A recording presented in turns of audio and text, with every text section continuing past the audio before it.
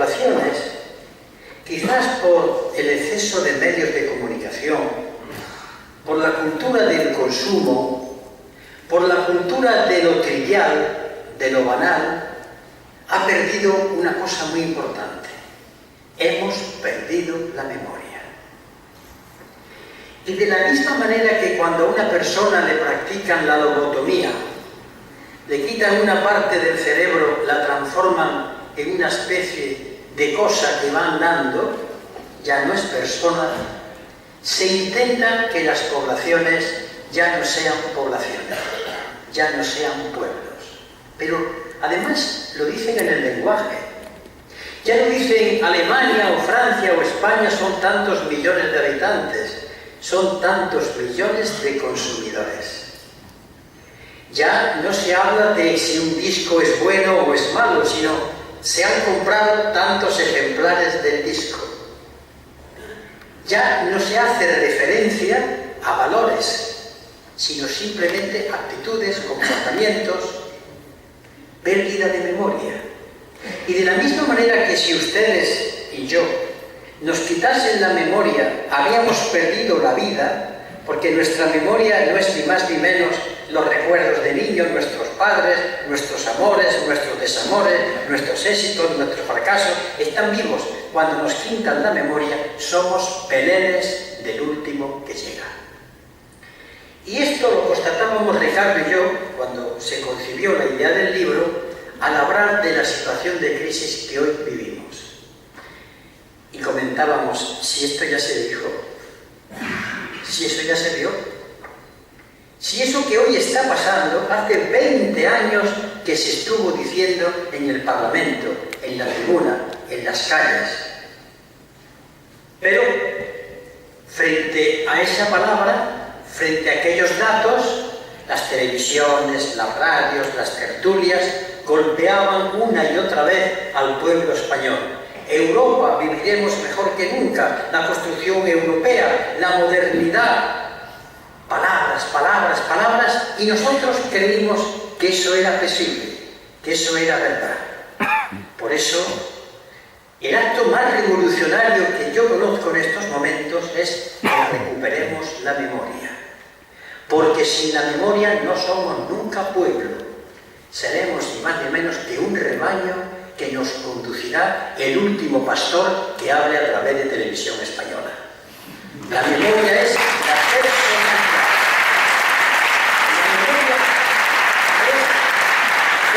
Se ancla nuestra manera de ser, de pensar. Sin memoria no somos seres humanos, somos simplemente seres vivientes. Claro, esta es la razón por qué se escribe esto. Y se escribe no solamente para la nostalgia de lo que dijimos, no sirve para nada. Esto se escribe para que sirva para el combate. Después explicaré por qué el libro se llama Combates de este tiempo. Todo lo que yo escribo o todo lo que yo hablo tiene una perspectiva siempre. Está al servicio de combatir al sistema. Yo me considero un combatiente continuo. Nunca duermo. Pero no porque yo me considere un ser excepcional, sino porque creo que todos nosotros tenemos que combatir para que no sea posible la barbarie que tenemos ya en las puertas históricamente hablando. Ahora bien, el título, ¿por qué combates de este tiempo? Yo reconozco que lo copié. Lo copié de un libro que a mí me impresionó cuando decidí licenciarme en Historia Moderna y Contemporánea con la Universidad de Barcelona. Era un libro que escribió un historiador francés, marxista, Lucien Favre, que se llamó Combates por la Historia. Aquel historiador dijo que conocer la historia de un país era crear pueblos, que cuando los pueblos conocen su historia combaten. Son conscientes de que son pueblos, no muchedumbres, ni plebes, sino pueblos. Cuando saben de dónde vienen, qué han hecho, qué han sufrido, en qué se han equivocado, en qué han acertado. Y aquel hombre al escribir Combates por la Historia estaba cambiando la visión de lo que era la historia. Se empezó a hablar de cómo comían los seres humanos hace 2 siglos, cómo se divertían, cómo eran las relaciones económicas. Se acabó aquella historia de reyes y de batallas. Se habló de la historia de los hombres y de las mujeres corrientes y molientes, que en el fondo son los que construyen la historia.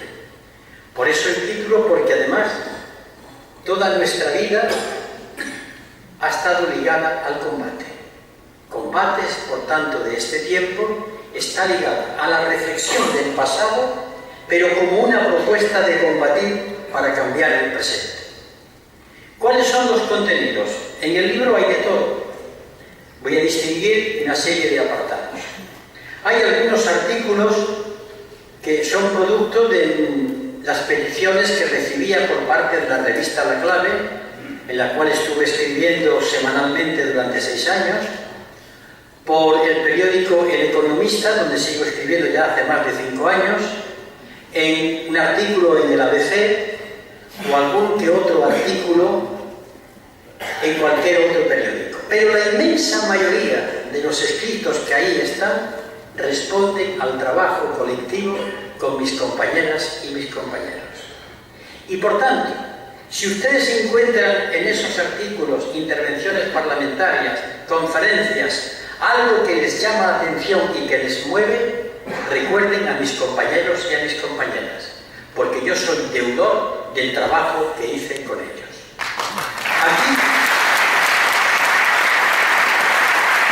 se han mencionado los nombres de los compañeros del área de política económica de Izquierda Unida.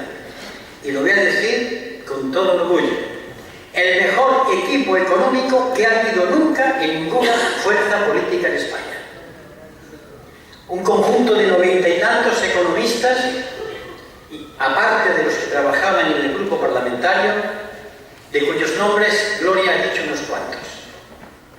Pero en aquella época trabajábamos teniendo presente una cosa. Nos encerrábamos todos a hablar de lo que pasaba en la calle, lo corriente. Partíamos de la observación. ¿Han reparado ustedes que ya nosotros no observamos lo que pasa?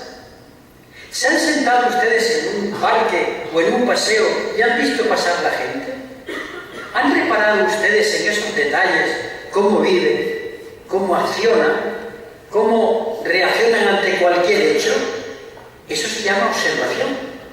Pues ante los problemas de un país no hay que empezar a hablar de las cifras económicas, sino cómo vive la gente que tengo al lado. ¿Cuántos hijos tiene esa familia en paro? ¿Qué le ha pasado al padre? ¿Qué pasa con el ambulatorio? ¿Por qué los precios son y tienen esa cantidad de valor añadido desde que lo hace el agricultor, coge un tomate y después se vende en un mercado? ¿Por qué ocurre esto con los préstamos? Eso es la observación. Sin observación no hay ciudadanos. Sin observación no hay inteligencia. Pero de observación de lo concreto, y a partir de ahí, de estudiarla, surgen las grandes ideas. Los grandes sabios de la antigüedad no partían de lucubraciones en abstracto, no es cierto. Partían de la observación, del estudio de lo concreto. Pues aquellos compañeros y compañeras mías empezaron a trabajar en el discurso europeo allá por el año 1989 y continuaron analizando cada cosa que estaba pasando y consiguieron dar con las claves de lo que podía pasar y qué ha pasado. Permítanme ustedes que les lea un trozo de un artículo que se hizo tras un debate que hubo en la dirección del Partido Comunista de España en Córdoba. Estoy hablando de septiembre de 1977. Si son, por tanto, 30 y tantos años, les leo el párrafo. Yo no había nacido. Está hablando de la transición. Recuerden, 1977. Está claro que la desaparición del régimen político fascista no arrastra necesariamente la del Estado burgués.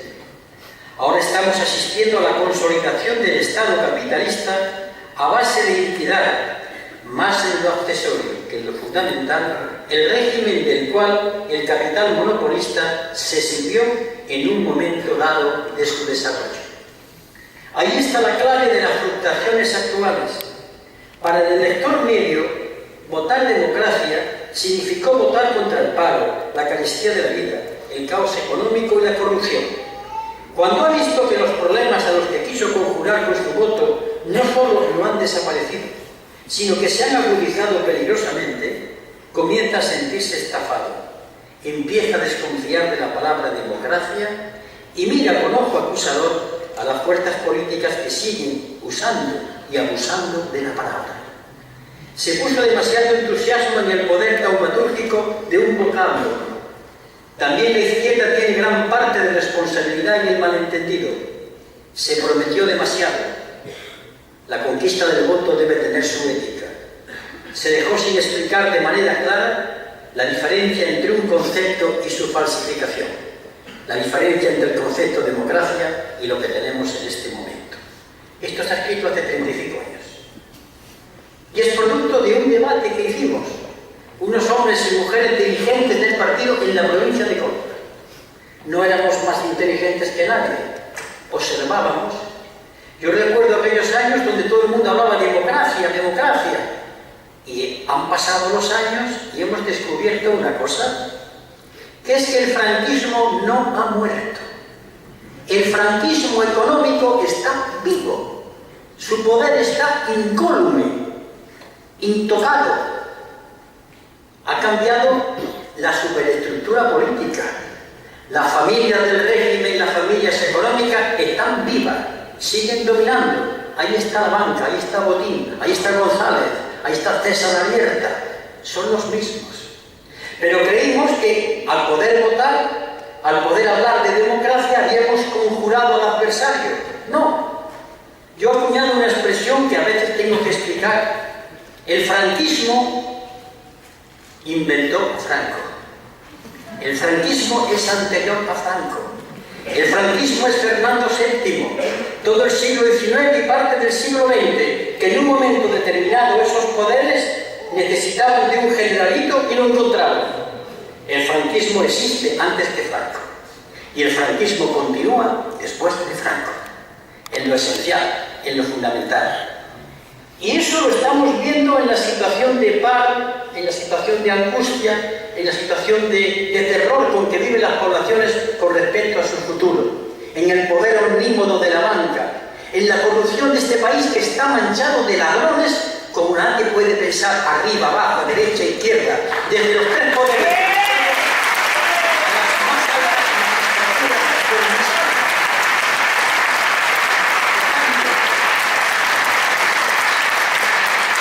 Ha pasado el tiempo y ¿para qué? Pues bien, cuando aquellos compañeros y compañeras estudiaron Europa, dijeron una cosa muy sencilla: no se puede construir esto que ustedes dicen así. Pero ¿cómo es posible que construyamos a través del Tratado de Maastricht? ¿Cuánto dolor nos costó? La ruptura en Izquierda Unida nos costó aquello. Enfrente nos decían: hombre, hay que ser modernos. Europa es la solución. Un discurso ampuloso, un discurso retorcido, lleno de volutas, pero sin sentido. Y voy a dar simplemente 3 ejemplos. El Tratado de Maastricht le prohibió a los gobiernos que pidieran préstamos a sus bancos centrales. Le prohibió al gobierno de España, o al gobierno de Francia, o al gobierno de Italia, que cuando necesitaban dinero le pidieran prestado al Banco de España, al Banco de Italia o al Banco de Francia. Hasta entonces era así. Y el banco le prestaba a los gobiernos al 0,5%, al 1%, muy raras veces al 1,5%. Maastricht acabó con aquello. Y dijeron los gobiernos, es una manera de hablar, estaban de acuerdo con el gobierno español. Cuando necesitemos dinero, ¿a dónde acudimos? A la banca privada. Y a partir de entonces, los gobiernos tuvieron que pedir prestado a la banca privada. ¿Qué consecuencias tiene? Daré un dato. cogiendo los últimos datos del año 2011, el año pasado. La diferencia entre lo que el gobierno español hubiera tenido que pagar al Banco de España por los préstamos que ha pedido, a lo que ha tenido que pagar a la banca extranjera por esos préstamos, son 45.000 millones de euros. Eso fue Maastricht. Pero Maastricht tenía otras cosas. Maastricht planteaba algo que después recogió el Tratado de Lisboa. Prohibir los paraísos fiscales. El discurso petulante y falso de dirigentes políticos que critican a los paraísos fiscales y que hay que acabar con ellos cuando defienden el Tratado de Maastricht es un discurso para engañar a la gente. Mientras no se acabe con el Tratado de Maastricht, los paraísos fiscales no podrán ser perseguidos. Y un tercer elemento que se anuncia en el Tratado de Maastricht y que aparece en el Tratado de Lisboa del año 2007. Es obligatorio invertir en armamento. La Agencia de Defensa, la Agencia Europea de Defensa, necesita de inversiones constantemente. ¿No les extraña a ustedes que un país como Grecia tenga inversiones en armamento, porcentualmente la mayor inversión de los 27 estados de la Unión Europea? ¿Invertir en armamento para qué? Para algo terrible que ha venido en los periódicos de una manera fugaz.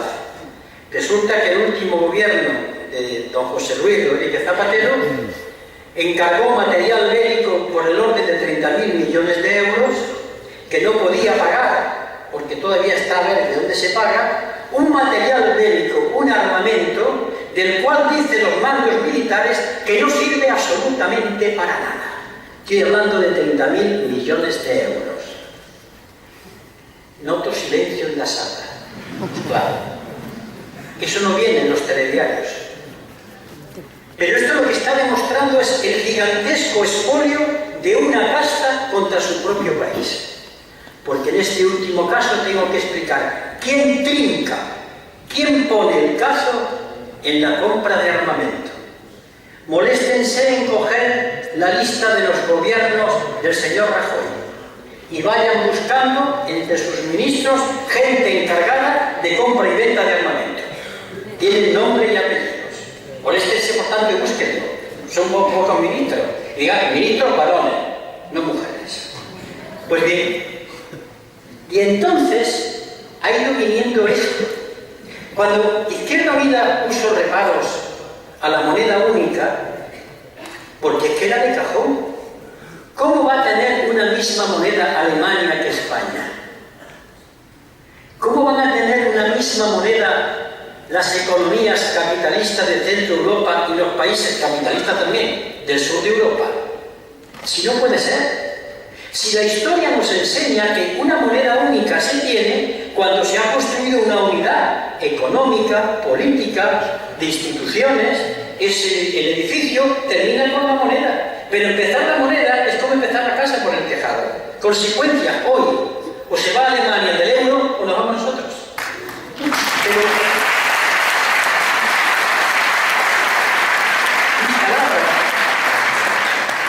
son productos de lo que uno lee.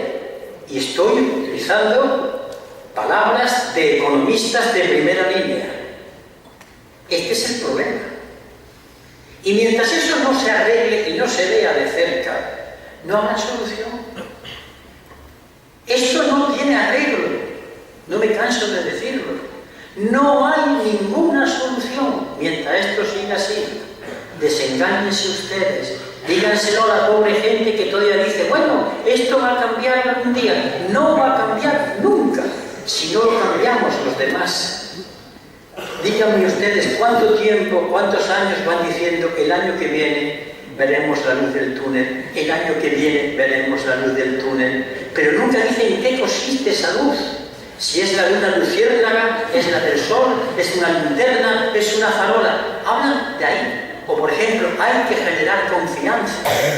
Han lanzado una serie de eslogan para que la gente se los trague. ¿Dónde están las propuestas económicas para que esto sea posible. Si cada vez que a la gente le quitan capacidad de compra, hacen imposible que la economía pueda crecer, si cada vez que hacen que cada vez se compra menos, ¿de dónde va a surgir la economía? ¿Qué pretende? Otra falacia. La economía tiene que crecer. ¿Ah, sí? ¿Cuántas veces ha crecido la economía y no se ha generado empleo? Porque utilizan la palabra crecer, pero no utilizan una que da miedo: repartir. Ese es el verbo.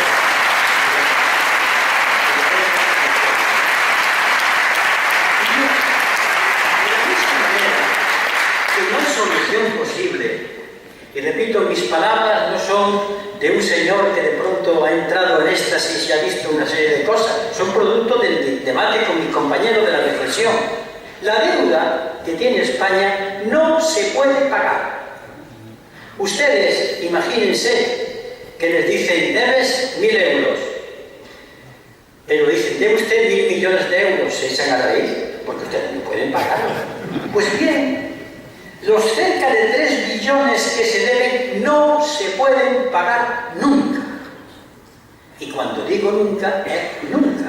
A no ser que volvamos a la Edad Media y de la misma manera que cuando los siervos de la gleba nacían, pertenecían a la tierra y al señor feudal, los que van naciendo pertenezcan a la hipoteca y por tanto se la vayan pasando a sus hijos. Una nueva versión de la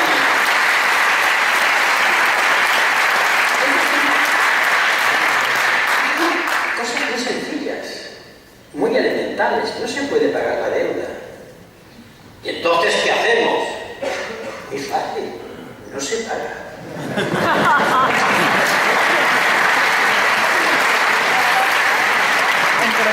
El presidente Correa, hace 2 años, cuando llegó al poder, o al gobierno mejor, los poderes son otros.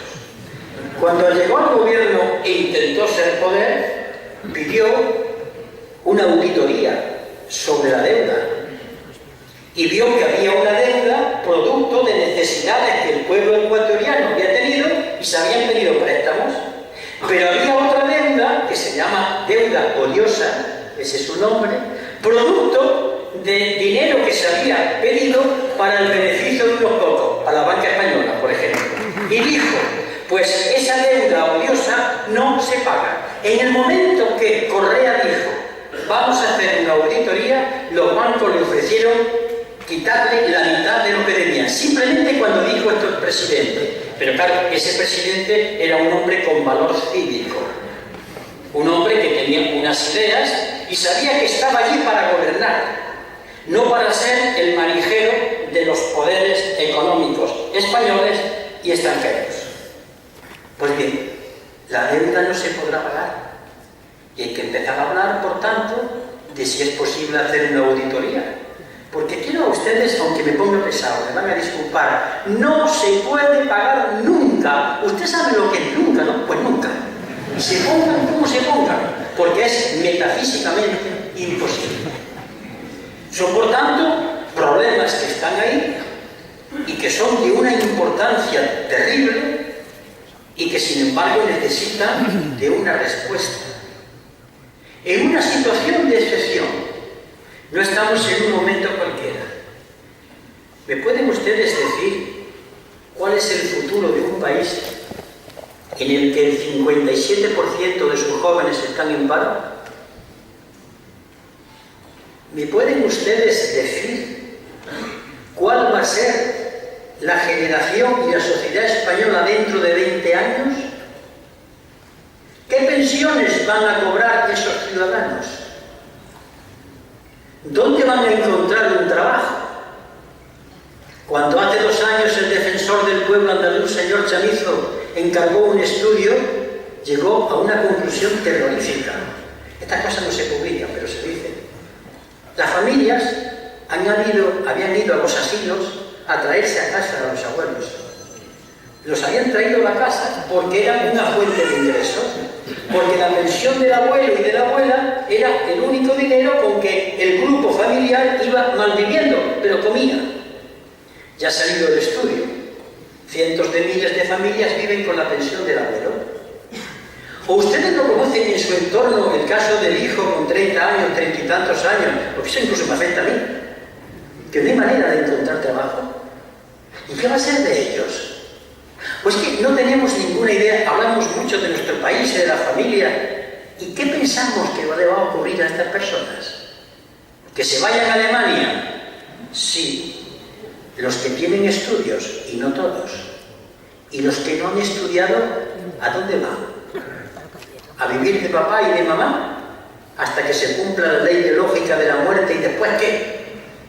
Cuando un país se encuentra así, ese país ya no existe. Solamente existen los desfiles de la Legión, cabra incluida, la bandera que se alza, el himno nacional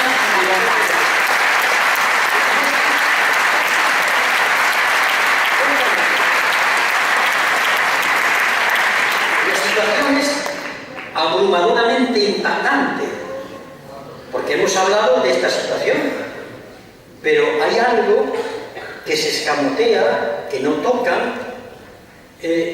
Se plantea lo siguiente: tenemos que crecer económicamente. Yo recuerdo alguna que otra vez haber hablado con empresarios y decir, bueno, vamos a ver, les he puesto un ejemplo terrorífico. Vamos a ver, ¿ustedes qué opinan?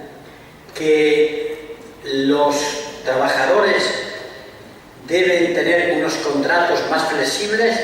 Adjudicados, despido libre, total, hechos de ustedes cuando quieran y gratis.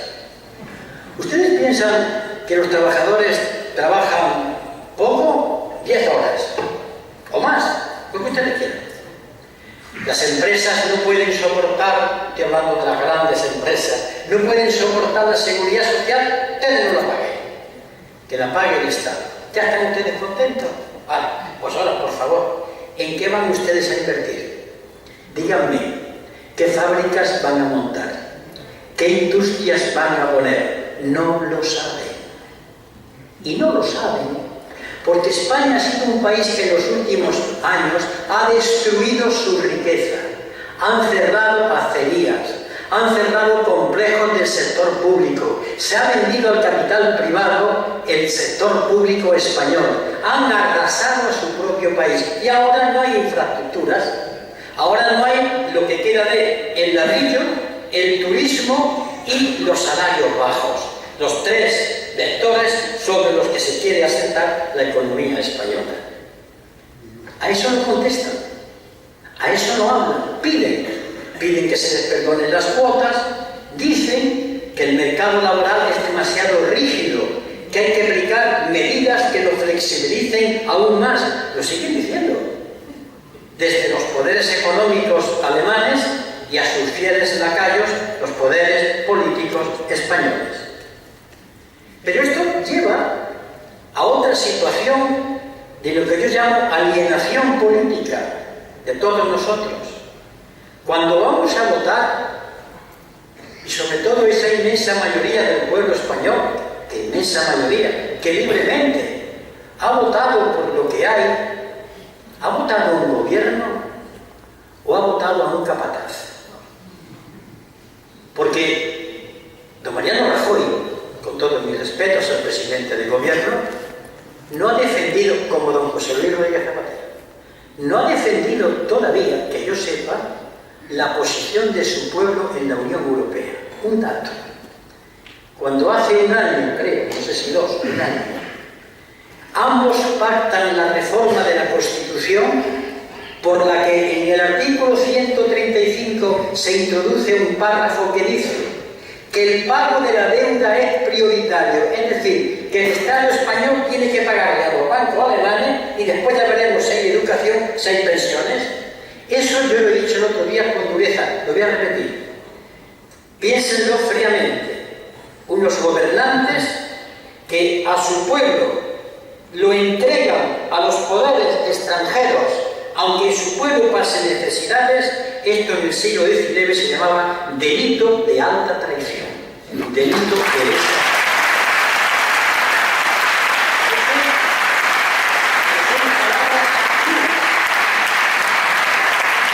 Son palabras duras, pero el problema no son mis palabras. Yo soy el mensajero. El problema es la realidad. Los hechos son más duros que mis palabras. Y la realidad está ahí, poniendo permanentemente condiciones, y más condiciones, y más condiciones, y la gente cada vez con más dificultades, con menos horizonte. La situación yo no me la invento. Vamos a bajar otra vez, vamos a ver el panorama, observemos a la gente, observemos lo que estamos viendo todos los días. ¿Y cuál es el discurso político? Pues llamarle político el discurso. Discurso que ha calado en la gente, siguiendo una técnica de el mayor dominio que se hace sobre los seres humanos. Me explicaré. A un ser humano lo meten en una cárcel, le pueden pegar, le pueden torturar, pero esa persona es indómita, no le van a abrir la cárcel porque se escapa. Pero si el carcelero consigue que el preso diga qué calentito estoy aquí, pues abre la puerta porque no se va a ir. Es decir, la esclavitud perfecta es la del esclavo que está a gusto con sus amos. Pues bien, cuando oímos a la pobre gente decir es que hemos vivido por encima de nuestras posibilidades, es la moral del esclavo que asume la responsabilidad de ellos.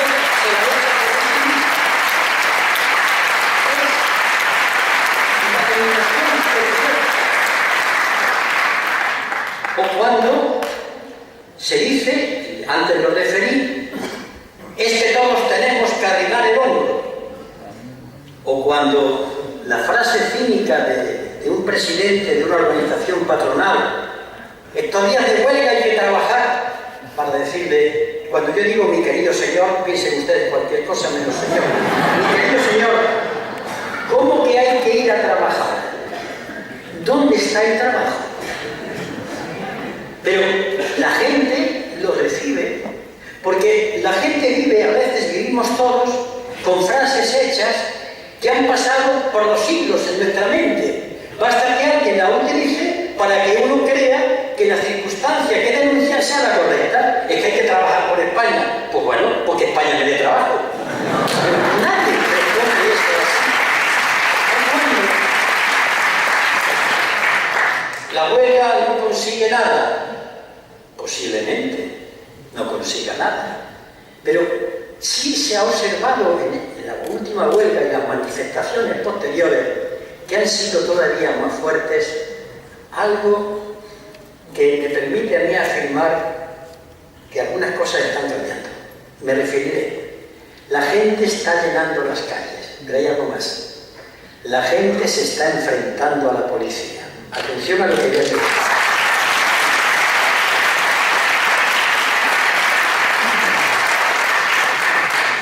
No se trata de coger la lata de gasolina, no.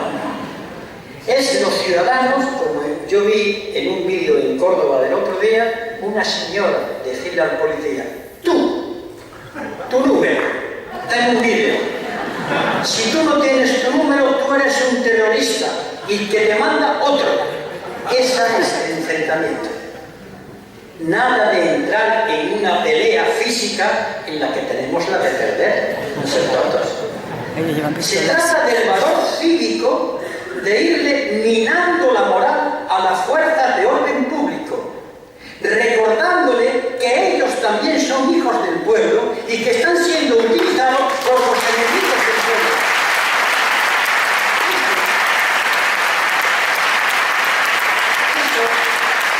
Exige por nuestra parte una fortaleza de ánimo, una contención tremenda, pero no tenemos otra manera de enfrentarnos. A mí cuando la violencia se utiliza no me gusta, sobre todo cuando te manda de perder. Es que es de tontos, porque libramos en un momento una satisfacción, pero perdemos la estrategia que hace posible lo que hace el agua, que va minando, va comiéndose el litoral, lo va lamiendo por abajo hasta que se cae. Porque esto es una confrontación. Vamos a ser claros. Esto es una guerra. En una guerra que viene ya desde hace siglos. La historia de la Revolución Francesa, las internacionales, las revoluciones con éxito, las fracasadas, es la historia entre la razón y la barbarie. La razón es la que intenta aplicar los avances de la ciencia y de la técnica a que el ser humano viva mejor. La barbarie es la que vuelve la técnica y la ciencia contra el ser humano. Pero falsifican el concepto. Yo recuerdo que uno de los debates que hemos tenido en aquellos años, y aquellas discusiones que se reflejaban en intervenciones parlamentarias, que alguna está en el libro, es que hay que ser modernos. Claro, ¿qué es la modernidad? La modernidad es una palabra o un concepto que surge en el Renacimiento. Y es cuando empiezan a descubrir los primeros hombres que piensan sobre esto, que el ser humano es el centro del universo. Si quieren ustedes, vamos a verlo gráficamente en arte. En una iglesia románica se ve el Pantocrator, Jesús sentado dominando el mundo. Miguel Ángel pinta la Capilla Sixtina y ve a Dios y a Adán en el mismo plano. Los dos son iguales. Uno es su criatura. El ser humano es lo principal. Modernidad, ¿qué le llaman modernidad? A la ofimática, a los ordenadores, a los teléfonos móviles. Eso no. La modernidad es vivir mejor, vivir a la altura de un ser humano, pero le llaman modernidad. De tal manera que una sociedad embrutecida por los aparatitos, si vive mal, no es una sociedad moderna, es una sociedad anticuada, de la misma manera que un mono si sabe utilizar un ordenador o un aparato portátil. Ocurre, por tanto, este combate va a demandar de nosotros nuevas maneras de pelear. Y con esto quiero terminar para hacer una reflexión al Frente Cívico. Yo soy miembro y militante del Partido Comunista de España. Nunca lo negué. Y pienso seguir sin negarlo, porque pienso seguir estando en él. Soy miembro de Izquierda Unida. Pero considero, en este momento justo, en este en el que estamos, que los partidos políticos necesitan de una gran renovación y pensar de nuevo cuál es su situación. Los partidos políticos no se pueden inventar de la noche a la mañana. Ha habido personas que han pensado que el Frente Cívico podía ser un partido político. No. Los partidos políticos se hacen después de decenios. Los partidos comunistas, por ejemplo, tienen una teoría, una visión del mundo, toda una trayectoria. Eso no se improvisa en 10 días, no se puede improvisar. Están ahí. Pero yo creo que los partidos políticos en esta época tienen que ir dirigidos más al pensamiento. No deben contentarse con ser puras máquinas electorales. Deben ir al pensamiento, a enseñar, a educar, a formar, a la lucha ideológica, a leer, a explicar, a concienciar. Esa es una labor fundamental. Pero el problema que hoy tenemos es el siguiente, que somos una inmensa mayoría los fastidiados. Iba a decir una palabra, pero no creo, voy a ser educado y fino. Somos una inmensa mayoría los que o estamos parados, o nos están machacando en el trabajo, nos pagan 2 gordas, el contrato me lo hacen hoy, me lo quitan mañana. Somos una inmensa mayoría de pensionistas que no alcanzan lo suficiente para vivir. Somos una inmensa mayoría de mujeres que hay como se queden embarazadas, que van a la calle. Somos una inmensa mayoría, la de los jóvenes, que no tienen perspectiva. Si esa mayoría se echase en la balanza de poder, arrasábamos, pero no lo podemos hacer. Porque esa mayoría existe en cuanto dominada, pero esa mayoría, ella todavía no tiene conciencia de que está dominada. Cuando yo he dicho hemos vivido por encima de nuestras posibilidades, en esa mayoría hay gente que se siente, ¿qué vamos a hacer? Es que esto es así. Hay que conseguir que en esa mayoría haya un punto de unión, haya un lugar de encuentro, que se ponga de acuerdo en algo, en una serie de medidas. ¿En qué se va a poner de acuerdo? ¿A discutir sobre comunismo, socialismo? Bueno, ya está bien. Se tienen que poner de acuerdo en cómo acabamos con esta situación. ¿Cuánto va a ser el salario? ¿Cuánto va a ser la pensión? ¿Cuánto van a vivir los pisos? ¿Qué pasa con la banca? ¿Qué hacemos con los préstamos? En eso se tienen que poner de acuerdo. Por eso se llama programa. El Frente Cívico lo único que intenta es, a través de programas, dirigirse a la mayoría, decirle, no importa de dónde vengas, lo que queremos es que a dónde vas, a dónde quieres ir. No hagamos limpiezas de sangre, porque todavía entre nosotros hay, es que este viene, no seamos un trasunto de la Inquisición española, no seamos de la Inquisición. El Frente Cívico lo que intenta es buscar ese denominador común, y va a ser muy difícil, porque por una parte hay mucha prisa, hay quien habla incluso de crear un partido político. Venga, asamblea, a reunirse. Quietos. ¿De verdad queréis tener una fuerza que en su momento sea usada en el poder y se enfrente al poder? Ahora voy a decir palabras cortas. Que se enfrente al poder. Desde la movilización pacífica hasta la desobediencia civil. Porque cuando la desobediencia civil es mayoritaria, ya no es ilegal. Hay una nueva legalidad. ¿Queréis una fuerza democrática, cívica, que se enfrente a los amos? Si la queréis, hay que organizarse. Y no se hace de la noche a la mañana. Yo digo muchas veces, hay que ir al gimnasio a hacer músculo, a coger pesas. Personas que en su vida han estado organizadas. Nosotros, militantes que tenemos ya muchos años, mucha hoja de servicio, no pensemos que saben, hay que enseñar cómo se hace esto. No pensemos traerlos a nosotros, sino trabajar con ellos, buscándole identidad en el programa. ¿Es que es creyente? Perfecto, pero ¿está de acuerdo en luchar contra lo de las hipotecas? Que venga el creyente, que es un combatiente más. Porque lo que pedimos de él es simplemente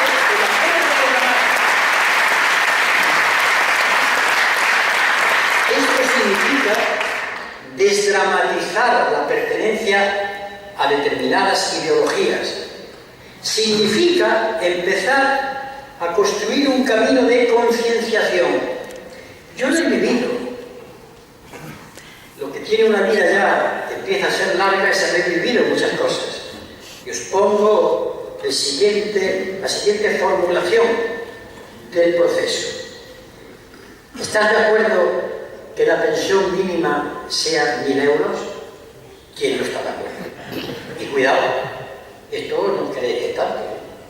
Es el 72% del salario mínimo que hay en Europa.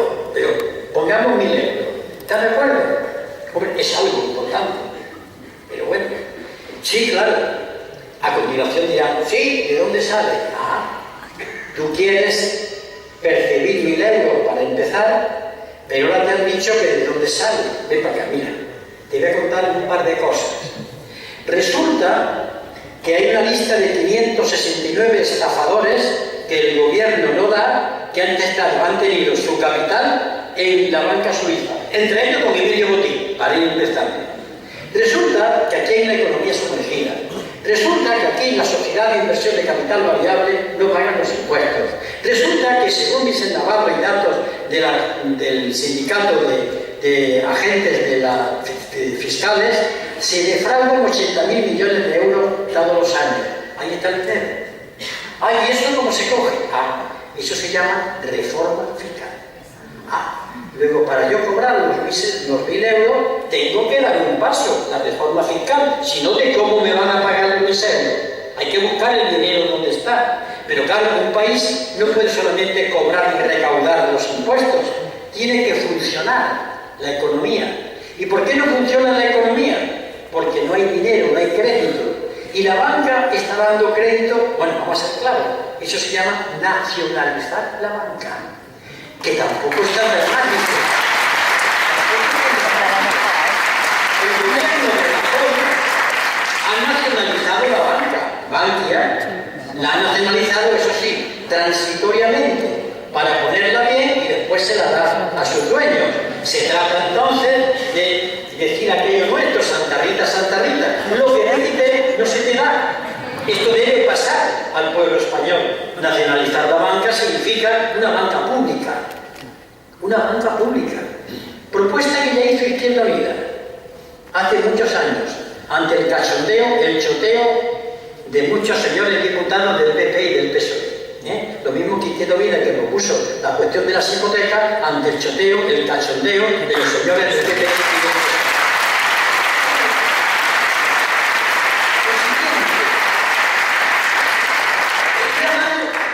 PSOE. De planteamientos simplemente democráticos.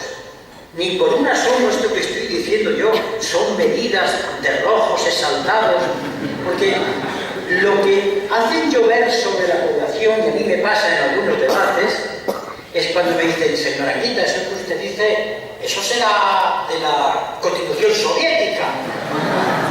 No, tontín, de la Constitución española. La Constitución española.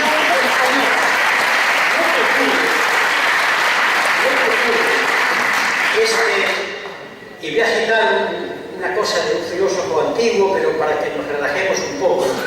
En el libro primero de la República de Platón hay el diálogo entre un señor llamado Trasímaco y Sócrates. Y dice Trasímaco, que era muy inteligente, está demostrado, Sócrates, que el poder trabaja para su beneficio. Y lo que pasa es que hace surgir en la cabeza de los ciudadanos que trabaja por el beneficio de los ciudadanos. Y ellos se lo creen. Qué inteligente era Trasímaco. Pero Sócrates, aceptando los argumentos de Trasímaco, dice después, sí, lo que pasa es que hay momentos en que el poder no puede cumplir su propia ley. Vayan ustedes hoy a la Moncloa. Enséñenle a don Mariano Rajoy la Constitución y hace como Drácula cuando sale la luz del sol. No puede soportarlo. Cuando el poder es incapaz de poder asimilar su propia legalidad, es que algo está tocado gravemente. Y siguiendo con lo anterior, hay que recuperar sector público. Aquí se ha vendido la intemerata. Desde Telefónica, desde Tabacalera, desde Endesa, desde Gas Natural. Hay que recuperar. Simplemente, porque se vendió, porque daban beneficio, Si hubieran dado pérdida, no lo compra. Y ya a la gente se le va explicando por qué, para que esto sea beneficioso. Y por ejemplo, una de las medidas, y con esta termino, ¿por qué no hacen ustedes una prueba que se ha intentado en el Congreso y ha fracasado? ¿Qué pasaría si mañana en la tienda de su barrio o en el mercado, cualquier mercado de Valencia, ustedes vamos a hablar de las naranjas, y en la tienda de naranjas se encuentran ustedes pinchados en una naranja dos números? El precio de lo que le pagan al agricultor por la naranja y el precio que tiene la naranja ahí. Se quedarán ustedes sorprendidos. Lo mismo hacen con una merluza, o con una sardina. Verán ustedes que entre el precio que cobra el que trabajó recolectando o pescando y el precio que ustedes pagan es una diferencia tremenda. ¿Dónde está la diferencia? Luego, esos canales de comercialización oscuros hay que hacerlos transparentes. Pues miren ustedes en qué país estamos. Esta medida que parece tan tonta fue negada por el gobierno. Poner el precio en origen al agricultor y el precio final del producto. Estas son las medidas, algunas de las concretas, que pueden llegarle a la gente sin discursos tremendistas. La revolución, el proletariado, eso es para nosotros. Pero para nosotros, para nuestra reunión, que sabemos lo que decimos y creemos que llevamos razón, pero todavía no podemos llevarlo allí si no parte de la gente que está preocupada por los problemas. Es un esfuerzo didáctico, de comprensión, de acercamiento. Es copiarle a Sócrates. el gran filósofo, la capacidad de arrancar de la gente, porque hay una cosa que yo tengo clara. La gente no sabe que sabe. Y la gente sabe, pero no lo sabe. Y hay que demostrarle que lo sabe. Lo tiene dentro. Hay que demostrarse, hay que sacarse.